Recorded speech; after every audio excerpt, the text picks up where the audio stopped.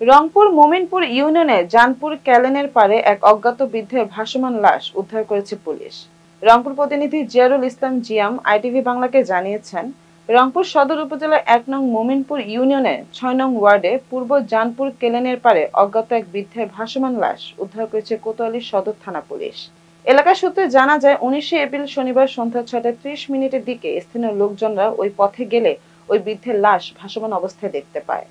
পরে কোতোয়ালী সদর থানায় বিষয়টি অবগত করেন স্থানীয় লোকজন। তারপর লাশ উদ্ধার কাজে আসেন কোতোয়ালী সদর থানা পুলিশ ও crime scene van Bangladesh police.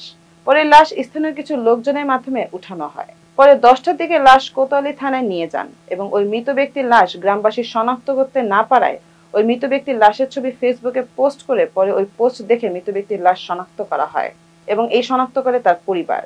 জানা যায়, মৃত ব্যক্তি বদরগঞ্জ থানার ১০ নং মধুপুর ইউনিয়নের ধর্মপুর দীঘলপাড়া গ্রামের বাসিন্দা। মৃত ব্যক্তির এলাকার লোকজন ও তার ছেলের কাছে বিষয়টি জানতে চাইলে তারা জানান, উনি একজন ভারসাম্যহীন লোক, তার কোনো শত্রু নেই ও নিজে নিজে একদিকে চলে যায়, নিজে নিজে যা পায় তাই করে। এই সূত্রে তার মৃত্যুটা হতে পারেন বলে মনে করেন তার ছেলেসহ গ্রামবাসীরা।